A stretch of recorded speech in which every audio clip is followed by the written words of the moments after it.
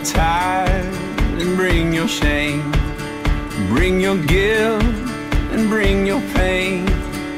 Don't you know that's not your name?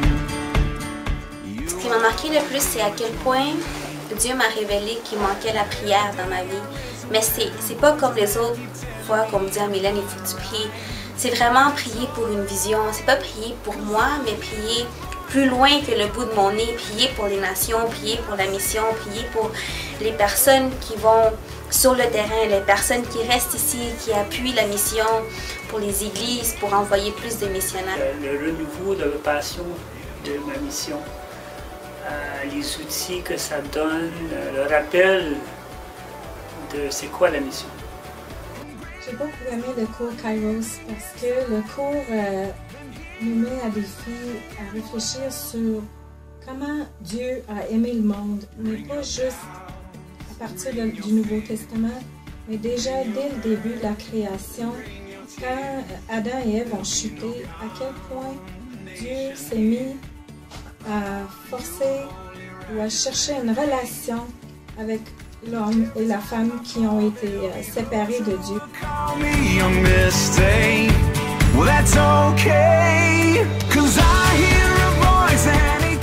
De passer à l'engourdissement à la passion. Je commence à plus m'abandonner à sa vision que lui il a, et que je sais qu'il l'a mis dans mon cœur, mais j'ai battu contre cette vision. Il n'y avait pas d'objectif. Et Kairos, il m'enligne. C'est vraiment une réponse à mes prières. Je crois que c'est une formation que toutes les églises doivent faire. Tous les pasteurs, en spécial, tous les pasteurs, tous les leaders des églises. Ah oui, je recommanderais Kairos. Certainement.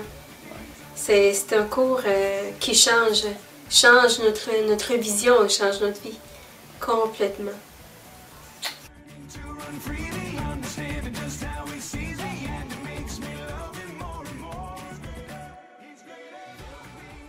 C'est un plaisir de pouvoir vous le présenter aujourd'hui, et puis merci à Pasteur Stéphane d'avoir ouvert cette occasion de vous le présenter. Alors, c'est un cours qui va avoir lieu le prochain à l'église Chauveau. Vu que j'espérais le faire au Carrefour chrétien, cela n'est plus possible ce matin. Je crois que ça sera bien sûr à l'église Chauveau, et puis ça va commencer le 24 septembre. C'est ça? Alors, c'est composé de 9 sessions. Ça demande un peu de travail, ça demande qu'on bosse un peu. C'est une combinaison d'activités, de vidéos, de partages, méditation, la prière pour les nations, pour les différents blocs religieux dans le monde.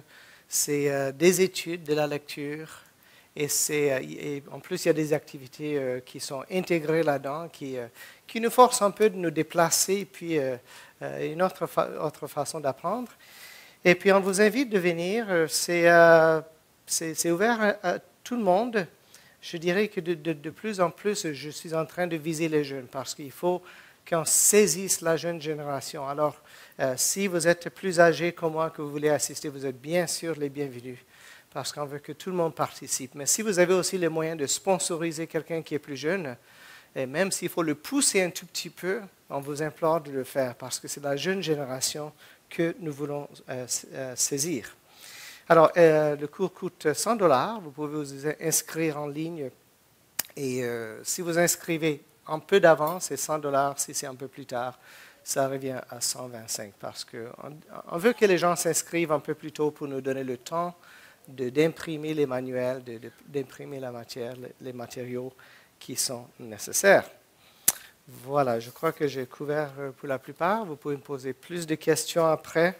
Je suis désolé que je n'ai pas beaucoup de soutien imprimé. Il va falloir qu'on en imprime quelques-uns davantage, mais j'ai celui-ci que vous pouvez regarder après. Et quelque chose que j'aime en plus, c'est le fait que ça rassemble les gens de différentes églises, de différents mouvements. De voir les gens de l'Alliance, de l'Église baptiste, des églises pentecôtistes, les gens de tous différents mouvements qui viennent ensemble, qui deviennent famille pendant ce temps. puisqu'il y a des temps de partage et de prière ensemble aussi, où les gens sont vraiment touchés, et puis il y a ce lien familial qui se bâtit, et je trouve que c'est un des éléments le plus marquant, parce qu'il faut qu'on devienne famille si nous allons fonctionner, et si nous allons accomplir le ministère que Dieu nous a confié. Voilà, ça c'est mon côté marketing maintenant. Alors c'est vraiment un plaisir de venir ici, de vous rencontrer ce matin. Bonjour. Je ne sais pas qu'est-ce qui a effleuré le pasteur, le pensée du pasteur Stéphane, invité un missionnaire pentecôtiste le jour de la Pentecôte. C'est invité de la catastrophe pour les baptistes. D'autant plus que j'ai une dent contre les baptistes. Parce qu'il y a un jeune baptiste de Maryland qui est venu en mission à Sherbrooke, qui a rencontré notre fille là, et puis il a demandé un mariage. Donc, il a volé, il a mené en Virginie maintenant. Donc, vous me devez. Voilà. Vous me devez. Dès le départ, vous me devez, voilà. On avait aussi le plaisir, lorsque nous étions en France, de travailler avec des baptistes charismatiques. C'est quelque chose qui est assez spécial. Je sais que ça n'existe pas partout. Donc, juste avant d'entrer dans la parole de Dieu, on va inviter le Seigneur de se présenter. Seigneur, nous voulons que ta parole, ton logos qui est là dans notre tête, que nous avons mémorisé à travers les années, que nous avons enseigné durant des décennies, Seigneur, pour certains de nous, que cette parole devienne vie, que ça prenne vie en nous et que nous puissions la mettre en pratique afin de nous rapprocher de toi, afin de grandir en toi et puis afin de te servir comme tu le veux et de la façon que tu veux nous utiliser. Au nom de Jésus. Amen. Voilà. Donc, le texte que je vais prendre ce matin, c'est Hébreux 11, 6. Hébreux 11, 6. Et je le prends parce que je l'ai choisi, parce que c'est un passage, c'est une pensée, un thème que je médite depuis quelques mois. Puis en priant, je n'ai pas ressenti que c'était la mission qu'il fallait, indirectement, parce que tout est la mission pour moi, et que ce n'est pas forcément le thème de la mission qu'il fallait toucher ce matin, mais c'est ce côté que nous allons voir d'ici peu. Donc, Hébreux 11, 6. Sans la foi, il est impossible de lui être agréable, car il faut que celui qui s'approche de Dieu croit que Dieu existe et qu'il est le rémunérateur de ceux qui le cherchent. Il est le rémunérateur de ceux qui le cherchent. En anglais, la traduction dit « Sans la foi, il est impossible de plaire à Dieu. » Impossible de lui donner du plaisir. Alors, ce verset présume deux choses dès le départ. Un, c'est que nous désirons plaire à Dieu. Et je crois qu'en tant qu'enfant, lorsqu'on est né à nos parents physiques, biologiques, il y a ce désir inné que nous avons de plaire à nos parents. Ça disparaît avec le temps. Il y a des choses qui se lèvent, le caractère qui commence à se former, le péché qui commence à se développer après quelques mois, et puis l'enfant devient de moins en moins plaisant, évidemment. Mais je crois que dans chacun de nous qui sommes nés de nouveau, il y a ce désir inné de plaire à notre Père. Et c'est profond. Mais le problème, c'est que ce désir s'estompe avec les années. Souvent, on est déçu par les échecs que nous vivons, des blessures qu'on subit auprès de ceux qui sont de la famille de Dieu, des gens qui nous blessent, puis on se retire, on se renferme en soi. Parfois, les désirs sont déviés parce qu'il y a des choses dans le monde qui nous attirent, des choses dans la vie qui sont souvent valables, mais quand même, ça attire notre attention et notre énergie. Et tout simplement, l'égocentrisme aussi qui prend son ampleur avec le temps. Donc, le désir commence à être plus axé sur nous que sur notre Père. Mais je crois qu'au fond de nous, chacun désire entendre ces paroles venant de notre Seigneur. Je suis fier de toi, bien fait, bon et fidèle serviteur. La deuxième chose que ça présume, c'est que nous voulons vivre en présence de Dieu. Nous désirons vivre en présence de Dieu. Le catéchisme de Westminster, qui était écrit, formé dans les années 1647, dit que le but principal de l'être humain est de glorifier Dieu et de jouir de sa présence à jamais. Et l'image souvent que les gens ont de Dieu et puis du ciel, les incroyants Certains disent, mais l'enfer a plus d'allure parce que l'image qu'ils ont eue souvent du Seigneur n'est pas très positive. Alors que je crois que plus qu'on le connaît, on comprend que dans la présence de Dieu, on va jouir. On va devenir tout ce qu'on était censé être dès le départ, tout ce que Dieu avait prévu avant la création. L'humain a été créé pour la présence de Dieu. L'humain a été créé avec ce besoin, cette soif pour un Dieu qui existe en dehors de nos expériences, qui existe en dehors de nos limites, un Dieu qui est surnaturel. J'ai fait le constat lorsqu'on était en France et puis on allait souvent dans les marchés aux puces. La chose qui m'a bouleversé le plus, c'est de voir le nombre de DVD de films qui étaient des films d'horreur. Je dis, mais les gens sont tellement attirés par le surnaturel. C'est quelque chose qui est inné. Et ça, c'est la seule source en dehors de la religion. C'est la seule source surnaturelle que ce monde reconnaît.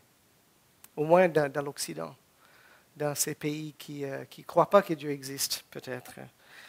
Et j'étais frappé par cela. Et puis, mais d'autant plus de nos jours, qu'est-ce qui sort dans nos salles de ciné? C'est les super-héros.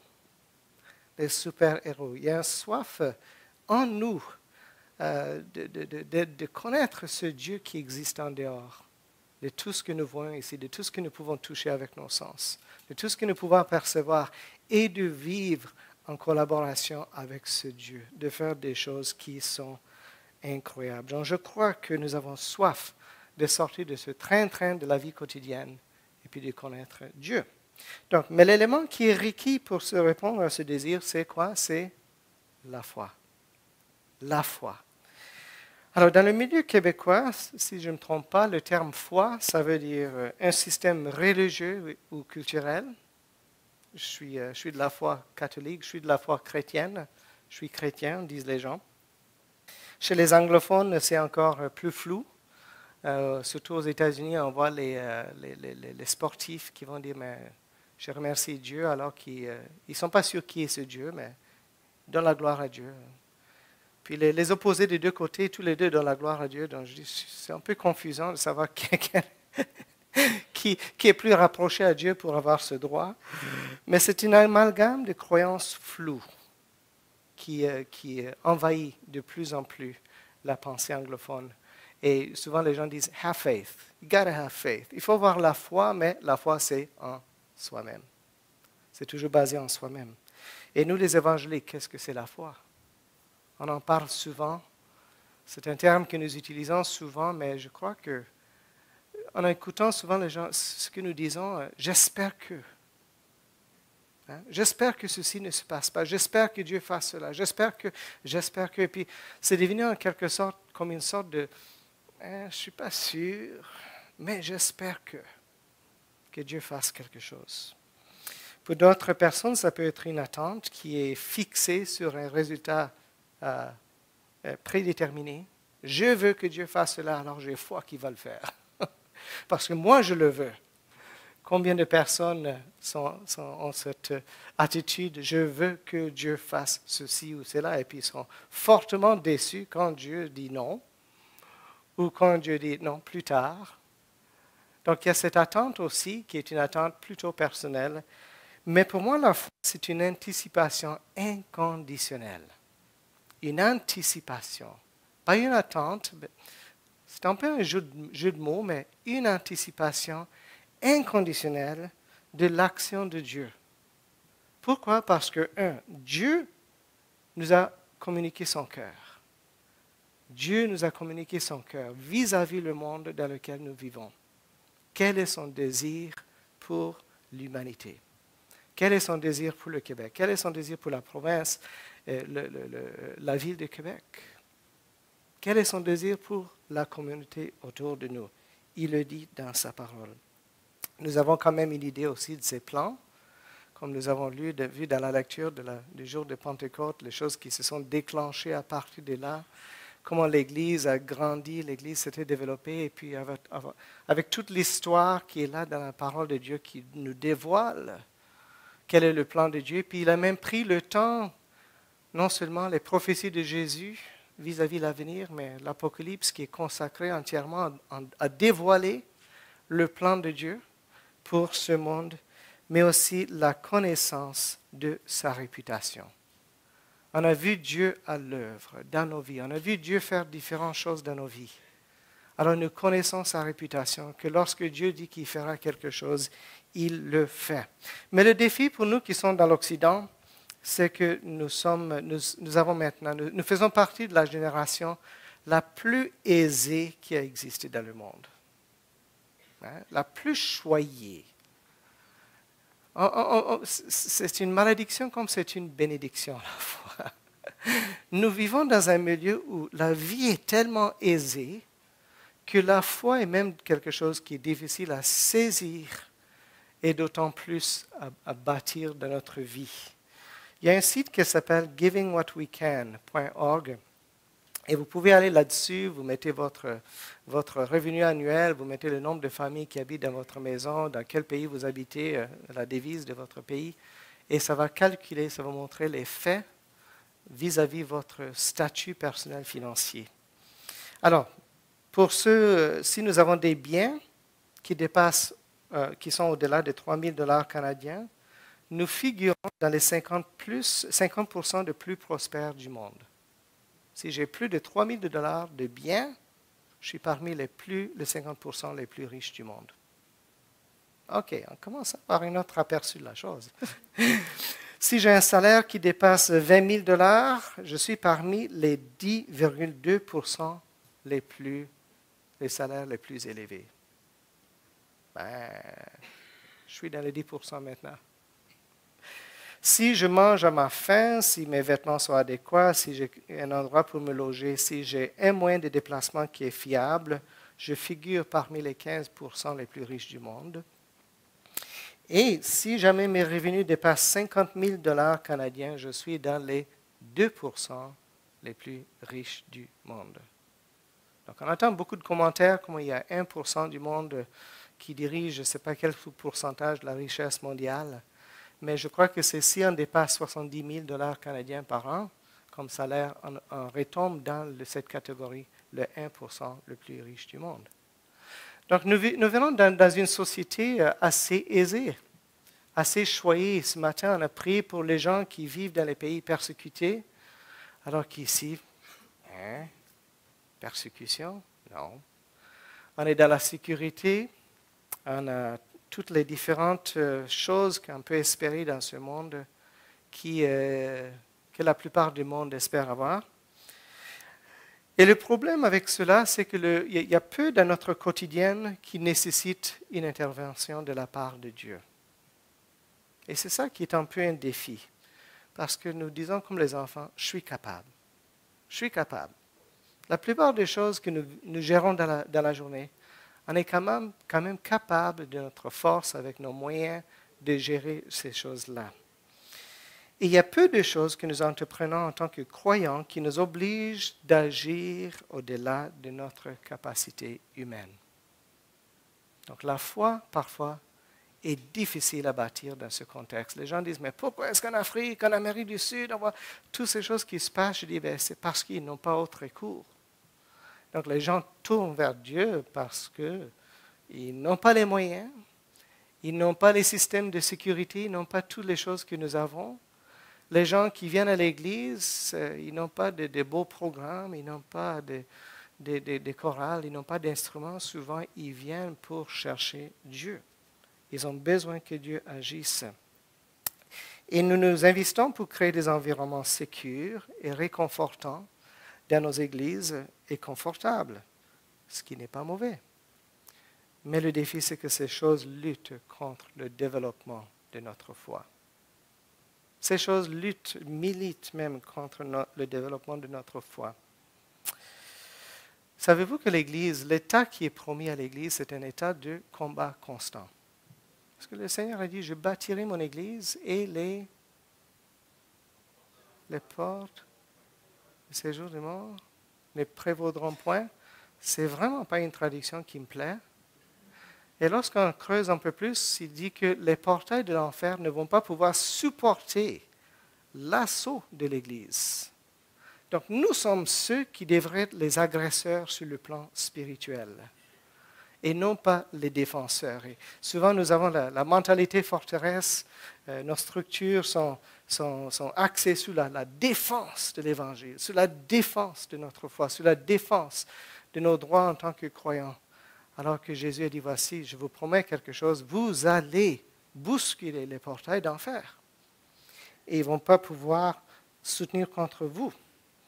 Alors, si Dieu s'abstient de nos activités, qu'est-ce qui changerait?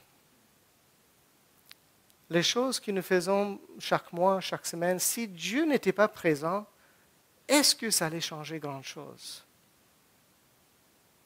Est-ce que ça va changer grand-chose? Qu'est-ce que nous entreprenons aujourd'hui qui est impossible sans l'intervention surnaturelle de Dieu? Élargir un bâtiment, c'est très possible dans le système humain. Il y a des gens dans l'Église qui peuvent donner des grandes sommes. Il y a des bailleurs de fonds qui sont généreux, qui peuvent venir. Mais qu'est-ce que nous faisons, qu'est-ce que nous entreprenons en tant que chrétiens qui oblige que Dieu intervienne? Que Dieu fasse quelque chose qui est en dehors de notre capacité. Donc, j'ai le plaisir en ce moment de figurer sur le comité d'administration de la mission de notre association. Et en ce moment, nous avons, je crois, c'est une douzaine de jeunes de 21 ans jusqu'à 40 et quelques ans, une vague qui se lève et qui disent, nous allons partir dans les pays musulmans. Puis ils sont en train d'aller dans des pays qui sont, en ce moment, on va pas mentionner le nom du pays, mais des pays qui sont turbulents. Des milieux qui ne sont pas faciles, mais je réjouis de voir des jeunes qui disent que les choses que ma génération a évitées à tout prix, et la génération de mes parents, de mon grand frère, de mes parents, souvent, ils avaient peur de faire des choses comme ça parce qu'ils avaient ce désir de rester dans son confort. Et Dieu est en train de susciter une nouvelle génération qui dit, nous voulons tenter de faire des choses qui vont obliger que Dieu intervienne. Nous voulons nous mettre dans des lieux où Dieu est attendu. Alors, la personne qui veut plaire à Dieu doit être absolument convaincue que Dieu existe et il doit être absolument convaincu que Dieu récompense ceux qui le cherchent. Que Dieu existe et que Dieu récompense ceux qui le cherchent. Mon fils, lorsqu'il était au lycée en France, c'était un jeune qui essayait de tout son cœur d'évangéliser, de présenter l'Évangile à ses pères, à ses amis. Puis il a dit, mais tous les livres de Lee Strobel, Josh McDowell, tous ces livres qui défendent la foi chrétienne ou l'existence de Dieu, il dit, ces livres ne m'ont pas beaucoup aidé parce que les jeunes ont dit, mais au contraire, on n'est pas contre l'idée que Dieu existe, on espère que Dieu existe. Donc la France qui est censée être athée, il y a une nouvelle génération qui, on a vu que ces choses ont été vides, n'ont pas répondu aux besoins, aux choses auxquelles nous faisons face dans la vie. Et nous espérons que Dieu existe. Et les gens ont dit plutôt notre question, c'est que si Dieu existe, comment est-ce que ça va changer notre vie? Si Dieu existe, comment est-ce que cela doit toucher sur notre société? Les musulmans sont convaincus que Dieu existe. Ils le sont convaincus. Et moi, j'aimerais interpeller les chrétiens à se laisser un peu défier par les musulmans. J'ai vécu 30 ans parmi les musulmans. De nous laisser défier un peu, parce qu'on voit ce côté négatif qui se passe, oui, c'est vrai, mais il y a des choses dans leur comportement qui doivent nous interpeller. Et peut-être nous pousser vers la jalousie. Parce que pour le musulman, sa foi conduit sa vie en entier. Son habillement, ce qu'il mange, ça dérange sa journée parce qu'il est obligé de mettre pause 5 fois par jour pour prier à des heures précises. Il est obligé de laisser son travail. Il est obligé de jeûner pendant 30 jours. obligé de faire un voyage à la Mecque s'il a les moyens. La foi du musulman, la conviction qu'il a que Dieu existe est quelque chose qui touche tous les domaines de sa vie. Alors que je crois que souvent on a besoin que notre foi dans ce Dieu qui existe ait plus d'application dans notre vie quotidienne. C'est pour cela que je vous invite tous à Kairos. Parce que notre but, c'est de changer notre perception du monde d'une perception qui est axée sur les hommes et puis dire non, reculons et voyons comment Dieu voit ce monde. Voyons comment Dieu voit l'humanité. Quel est le plan de Dieu pour ce monde-ci? Donc, et être absolument convaincu que Dieu récompense ceux qui le cherchent. Le mot grec ici pour chercher, c'est chercher avec empressement. Chercher avec désir, chercher avec zèle, avec empressement. Brûler d'envie de lui. Et j'aime le terme poursuivre. C'est très visuel ça. Je cours derrière la personne. Ceux qui poursuivent Dieu. Dieu récompense ceux qui le poursuivent. Puis le deuxième mot, qui est la récompense, j'étais surpris lorsque j'ai fait une petite analyse dans mon concordance de voir que le mot grec veut dire payer. Payer, bon, hein, en tant que bon baptiste, solo fide, solo gratia, on est bien axé sur le fait que c'est par la grâce, c'est jamais un salaire que Dieu nous donne le salut. C'est jamais à travers nos œuvres, c'est jamais à travers nos efforts. Il n'y a aucune chose que je puisse faire, aucune chose que je suis capable de mener qui va apporter ce salut. Je suis d'accord, mais voici ce même Dieu qui dit quelque chose qui me confond. Il dit, il y a des choses que vous désirez, il y a des choses que j'aimerais vous donner, mais ça oblige que vous le cherchez. Et je le donne en forme de salaire. Je le donne en forme de récompense. En effet, Dieu dit, je suis très, très riche et je suis très, très, très bon. Je suis très, très généreux, je n'ai pas de limites et je veux vraiment, vraiment vous donner des choses.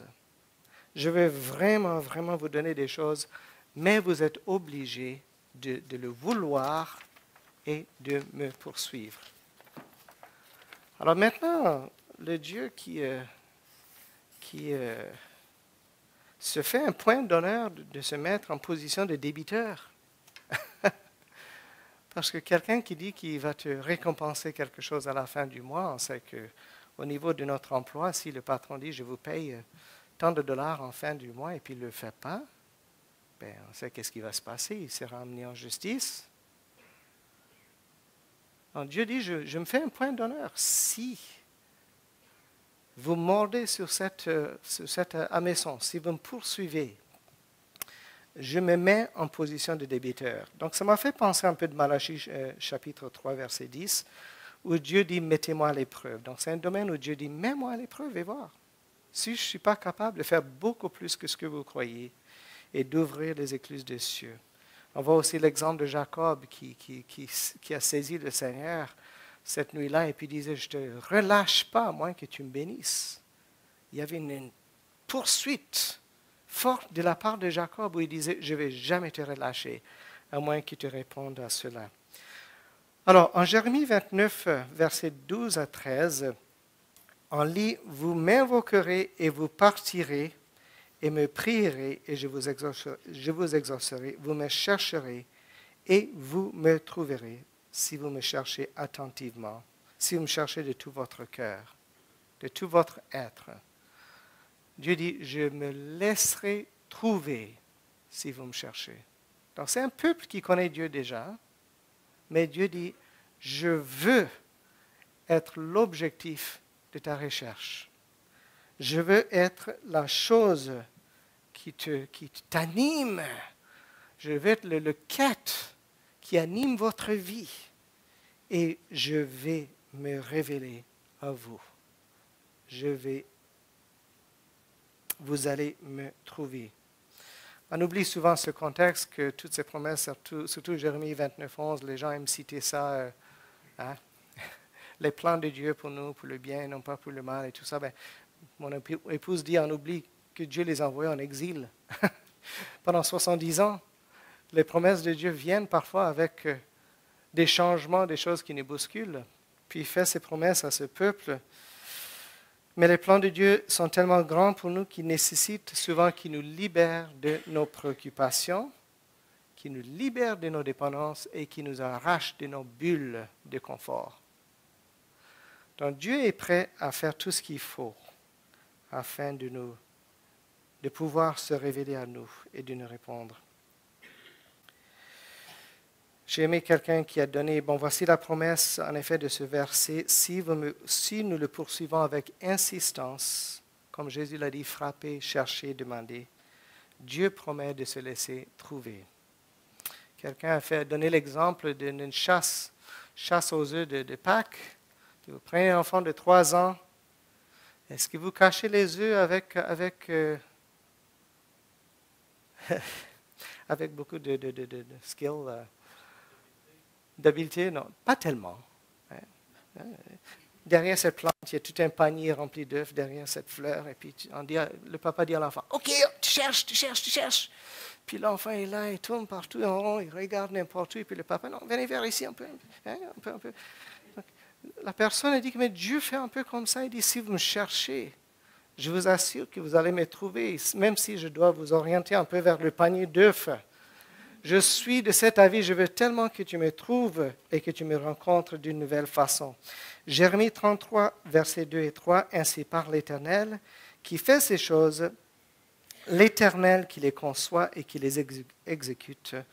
Lui dont le nom est l'Éternel, invoque-moi et je te répondrai. Je t'annoncerai des grandes choses, des choses cachées que tu ne connais pas. Donc Dieu dit, je veux te parler. Je veux te montrer des choses. Je veux te diriger, je veux t'orienter avec mon intelligence et non pas selon l'intelligence des hommes. Et ça me fait penser à Genèse chapitre 18, verset 17, où le Seigneur dit à ses anges, c'est une question un peu rhétorique, il tourne vers les anges, il dit, cacherai-je à Abraham ce que je vais faire? Donc il pose la question aux anges qu'il avait accompagnés, il dit, bien, est-ce qu'on va cacher la chose d'Abraham? Puis Abraham est là, il regarde. Il lui dit parce qu'il veut qu'Abraham comprenne. Justement, je veux partager mes plans avec toi pour que tu fasses partie, pour que tu me rejoignes dans les choses que je veux faire. Abraham, je veux que tu intercèdes pour ces 2 villes de Sodome et Gomorrhe. Je veux que tu me demandes de sauver cette ville, ces 2 villes. Donc Dieu a invité Abraham à participer. Donc cette deuxième promesse, c'est que si nous poursuivons attentivement le Seigneur, il va nous parler. Cela a changé ma vie de prière. Maintenant, de plus en plus, je m'attends, je me tais, je dis Seigneur, vraiment, je t'ai présenté ma liste d'épicerie, mais maintenant j'aimerais t'écouter toi. Que veux-tu que je prie? Comment veux-tu que je prie? Qu'est-ce que tu es en train de faire ici dans cette situation? Qu'est-ce que tu fais dans nos temps? Avec le feu qui vient d'arriver au carrefour, qu'est-ce que tu es en train de faire? Avec la tuerie qui a eu lieu dans la mosquée, qu'est-ce que tu es en train de faire? Comment veux-tu que nous agissons nos jours? Montre-nous ton plan afin que nous puissions collaborer avec toi là-dedans. Et le troisième passage est tiré des Psaumes 37, verset 4, qui dit « Fais de l'Éternel tes délices et il te donnera ce que ton cœur désire. » Alors la compréhension commune que nous avons, c'est que si je suis très sage, Dieu va me donner les choses que je désire. J'ai vu ce passage souvent sur les invitations de mariage en Afrique, parce que justement le jeune homme était en train de déclarer « Je veux cette femme ». Et puis, j'ai fait de Dieu mon délice, alors il m'a donné cette femme. Alors que Dieu est en train de dire, fais de moi la chose que tu veux la plus au monde. Fais de moi-même la chose que tu désires le plus au monde. Et qu'est-ce que je vais te donner? moi-même. Je te donnerai moi-même. Je me donnerai en toi en mesure inespérée. En mesure inespérée. Alors je me suis rendu compte combien nous traitons Dieu de façon utilitaire. On va vers lui parce qu'on a besoin de solutions, on a besoin de direction, on a besoin qu'il agisse. Et même on a besoin souvent, et puis on est reconnaissant que moi j'ai besoin que Dieu me transforme. Donc Dieu, je viens vers toi pour que tu me transformes. Mais de plus en plus, je dis, mais c'est un peu traiter Dieu de façon utilitaire. Il y a une place pour cela. Mais Dieu m'invite à le poursuivre pour lui-même. Pour lui-même. Poursuis-moi parce que tu me veux, moi. Pas parce que je suis un Dieu qui est bon et je suis quelque part là et tu veux me demander de venir et intervenir, mais je veux que tu me poursuives, moi, parce que tu veux être avec moi et que tu veux me connaître. Ça a changé mon attitude personnelle. Maintenant, je dis le mot adoration, on a tendance à dire ce qu'on fait avec les chants, c'est adoration. Bien sûr, l'offrande, c'est de l'adoration, mais le mot adoration, c'est proskuneo, qui veut dire se prosterner devant Dieu. Donc même, je dis, on a besoin quelque part dans nos milieux évangéliques d'apprendre à nous prosterner même devant Dieu. Comme font les musulmans, nous prosterner, nous mettre à genoux, mettre le visage plat à terre, me dire dans mon temps de prière, Dieu, que ressens-tu? Papa, que ressens-tu? Que ressens-tu en ce moment? Comment puis-je te donner plaisir? J'ai envie de te plaire. J'ai envie d'attirer un sourire, si vous me permettez de le dire. Dieu, j'aimerais te faire sourire. Comment puis-je faire cela? Alors même le jeûne, j'ai dit, le jeûne a changé d'allure pour moi parce que j'ai dit, mais le jeûne, je ne le vois plus comme si je suis en train de me priver de la nourriture. Je suis en train d'échanger quelque chose pour quelque chose qui est meilleur. Changer quelque chose que j'aime bien, beaucoup, pour quelque chose que je veux aimer encore plus. Quelqu'un que je veux aimer plus. Donc la troisième promesse, c'est que si nous poursuivons Dieu pour lui-même, il se donnera à nous davantage. Donc ça, c'est pour moi une poursuite qui détient les promesses, qui détiennent des promesses pour nous. Et puis on a besoin, je crois, de nos jours, d'être un peuple qui est profondément amoureux de Dieu et qui le poursuit. J'ai vécu ça. J'ai vécu ça au Burkina Faso, de voir des gens qui se lèvent dans les villages, qui vont à l'église en pleine ténèbres, 4 heures du matin pour prier. Pas parce qu'il y a forcément des problèmes qui doivent être réglés, bien sûr il y en avait, mais simplement ils voulaient poursuivre Dieu. Et le plan de Dieu, les promesses de Dieu, la présence de Dieu, la personne de Dieu. Ils avaient soif, ils avaient faim de lui. Prions. Seigneur, nous voulons te remercier pour le fait que tu nous donnes autant de choses, que tu nous bénis, que tu nous diriges, tu nous orientes.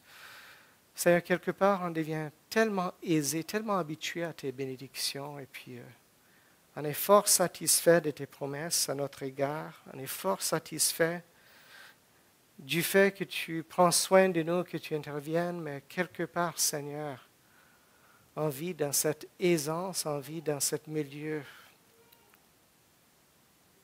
où peu de foi est demandée, où nous avons tendance à faire des choses qui pourraient être faites même sans ta présence, sans la présence de ton esprit. On voit les églises autour de nous, Seigneur, qui vivent depuis des centaines d'années, et puis tu n'es pas. Ta présence n'est pas voulue, ta présence n'est pas cherchée peut-être, et puis, mais ces églises existent, et Seigneur, ça, pour moi, j'ai horreur de ça. Nous voulons être un peuple, Seigneur, qui est animé par ta présence, qui vit par ta présence, et qui voit ton esprit en action dans le monde autour de nous. Alors, Seigneur, je prie que nous soyons une église qui se donne la tâche de te poursuivre de tout notre être et de saisir ces promesses, les promesses qui sont le fruit de cette poursuite. Je prie ta bénédiction, Seigneur, sur cette Église, sur cette famille spirituelle. Merci pour ce que tu es en train de faire ici. C'est tellement beau, Seigneur, de voir ce milieu multiculturel de tous les âges qui vient ensemble, qui est en famille. Alors, Seigneur, je prie que cet esprit de poursuite soit davantage quelque chose qui nous interpelle. Au nom de Jésus. Amen.